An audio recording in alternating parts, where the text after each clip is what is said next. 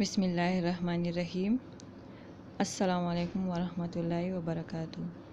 پیارے بچوں، کیسے ہو؟ جماعت تاہم آپ لوگ اپنی اردو کی کتاب نکالیں اور صفحہ نمبر 9۔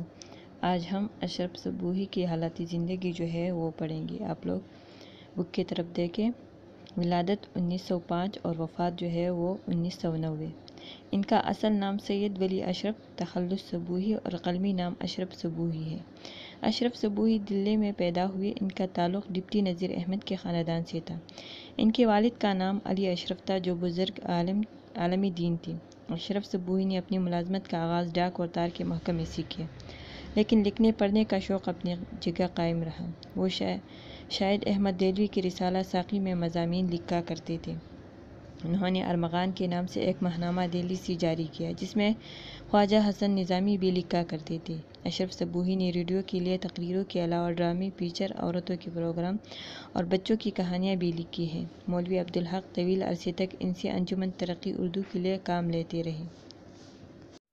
جب انجمن کا دفتر اورنگ آباد سے دہلی منتقل ہوا تو مولوی عبدالحق انجمن سے شائع ہونے والے مسودات نظرثانی کے لیے اشرف صبوحی کو بھیجتے تھے۔ تقسیم ہند کے بعد اشرف صبوحی پاکستان آ گئے اور لاہور میں مقیم ہوئے۔ حکیم محمد سعید سے ان کے بہت دوستانہ تعلقات تھے۔ حکیم صاحب کے کہنے پر لاہور سے کراچی منتقل ہوئے اور ہمدرد میں افسر تقریبات مقرر ہوئے۔ اشرف صبوحی کی بہت سی تصانیف اور تراجم چھپ چکی ہیں۔ اشرف صبوحی نے اپنے پیچھے علم و ادب کا ایسا خزانہ چھوڑا ہے جس سے آنے والی نسلیں ہمیشہ مستفید ہوتی رہیں گی، یعنی ان سے فائدہ اٹھاتے رہیں گے۔ تصانیف جو ہے وہ ہے دلی کی چند عجیب ہستیاں، غبار کارواں، جروکے، بغداد کی جوہری، بنباسی دیوی، دھوپ چاؤ، انگریزی ناول کا ترجمہ، ننگی دھرتی، انگریزی ناول کا ترجمہ، موصل کے سوداگر، انگریزی سے ترجمہ کہانی اور بزم آخر وغیرہ۔ ابھی اشرف صبوحی کی جو سبق ہے پرنانی، اس کی طرف آپ لوگ دیکھیں۔ یہ ہے پرنانی۔ پرنانی اپنے ہی کٹمب کی نہیں، مطلب اپنے ہی خاندان کی نہیں بلکہ سارے محلے کی پرنانی تھی۔ بچے تو بچے، ہر جاننے والا بوڑھا ہو یا جوان ان کو پرنانی کہتا تھا۔ زندگی کے باغ میں ان کی ہستی ایک ایسے درخت کے مانند تھی جو خزاں کے متواتر جھونکوں سے منڈ رہ گیا ہو، مطلب جس پہ پھول پل جو ہے وہ نہ ہو، پھل پھول آنے بند ہو گئے ہو، اور جو صرف اس انتظار میں کھڑا ہو کہ پناہ کی آندھی اسے گرا دے، اور وہ جو کبھی زینتی چمن تھا، جو چمن کی خوبصورتی تھی، کوڑا سمجھ کر پھینک دیا جائے یا خاک اس کو اپنی غذا بنا لے۔ پرنانی کی عمر کا یہ 125واں مرحلہ تھا۔ دہلی کے لال قلعے میں جوانی گزری تھی۔ بہادر شاہ مغل تاجدار انہی کی گودیوں میں پلے بڑے، جوان ہوئے، تخت پر بیٹھے اور انہی کی آنکھوں کے سامنے رنگون بھیجے گئے۔ ان کا اپنا کنبہ بھی کچھ کم نہ تھا، مطلب خاندان، 7 بیٹے اور 5 بیٹیاں، اور پھر پوتے پوتیاں، نواسے نواسیاں۔ خدا کی دی ہوئی جیتی جاگتی ایک دولت تھی جس پر بیٹی ہوئی پرنانی راج کیا کرتی تھی، لیکن یہ سارے بہار کچھ تو غدر میں لٹ گئی اور کچھ موت نے تاراج کر دی، مطلب غداری میں۔ شاہی زمانے کا اتنا بڑا ڈنڈار مکان، مطلب بڑے مکان اور ایک بڑھیا کا دم، صرف ایک نواسی آمنہ تھی۔ وہ کبھی کبھی دن بھر کو آ جاتی تو بیچاری کا دل بہل جاتا۔ آمنہ اپنی ذات سے تو خاصی محبت کرنے والی لڑکی تھی، مگر اس کا خاوند بڑا دماغ چوٹا مرد تھا اور بچے ایسے برے اٹھے تھے کہ خدا کی پناہ۔ تاہم پرنانی کا ان کے سوا تھا بھی کون؟ اتفاقاً انہی دنوں میں آمنہ کی میاں احمد مرزا کے باپ کا انتقال ہو گیا۔ احمد مرزا کا کوئی ٹھکانہ رہا نہیں، خود کماؤ نہ تھے، باپ کے صدقے میں دندناتے تھے۔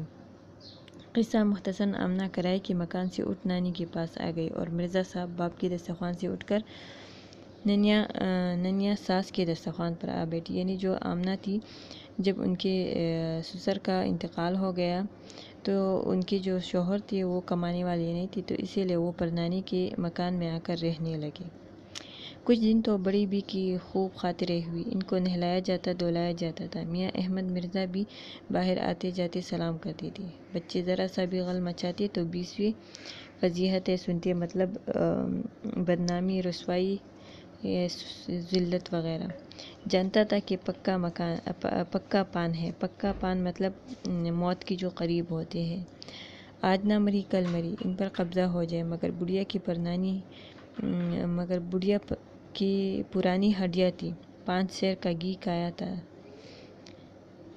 وہ ایسی جلدی کیوں مرتی؟ اس کی تو اس بڑھاپے میں مٹی خراب ہونی تھی۔ غرض کہ جب بڑی بی نے مرنے کا نام نہ لیا اور ان کی ہر چیز پر آمنہ اور اس کے شوہر کا تسلط ہو گیا، تو بال پڑے مٹکے کی طرح غریب کو باورچی خانے کے پاس ایک کوٹھری میں ڈال دیا۔ چند روز تک تو بڑھیا اپنی حالات پر روتی رہی، پھر اسے صبر آ گیا۔ 2-4 پرانی چیزیں جو اس نے اپنی کوٹھری میں رکھ لی تھی اور جن کے اب وہ مالک تھی، ان سے دل بہلانے لگی۔ گھنٹوں ایک ایک چیز کو دیکھتی اور آپ ہی آپ باتیں کرتی۔ یہ نہ سونے چاندی کے برتن تھے، نہ قیمتی زیورات، نہ کوئی کم خواب اور وزربفت کا لباس تھا، نہ دولت کے مخفی خزانے، لیکن بڑھیا کے لیے یہ سب انمول بے جوڑ چیزیں اس کی زندگی کے افسانے کے دلچسپ ٹکڑے تھے۔ کہیں اس کو اپنا بچپن کھیلتا نظر آتا تھا تو کہیں جوانی۔ کسی شے میں وہ اپنی مرحوم مسرت کو مسکراتی ہوئی دیکھتی تھی تو کسی میں اپنے اولاد کی مٹی ہوئی تصویریں اسے دکھائی دیتی تھی، گویا 125 برس کی ایک تاریخ تھی جس کا وہ بڑے انہماک کے ساتھ، مطلب غور کے ساتھ مطالعہ کرتی رہتی تھی۔ ہاں، تو یہ آج کے لیے اتنا کافی ہے، باقی جو ہے انشاءاللہ کل پڑھیں گے۔ آپ لوگ یہ سبق خود بھی دہرائے، اور جو اشرف صبوحی ہے اس کا جو حالاتی زندگی ہے وہ مختصراً آپ لوگ اپنی نوٹ بک میں لکھ لیں۔ اور آج کے لیے اتنا کافی ہے۔ اپنا بہت زیادہ خیال رکھیے اور مجھے بھی اپنی دعاؤں میں یاد رکھیے۔ اللہ حافظ۔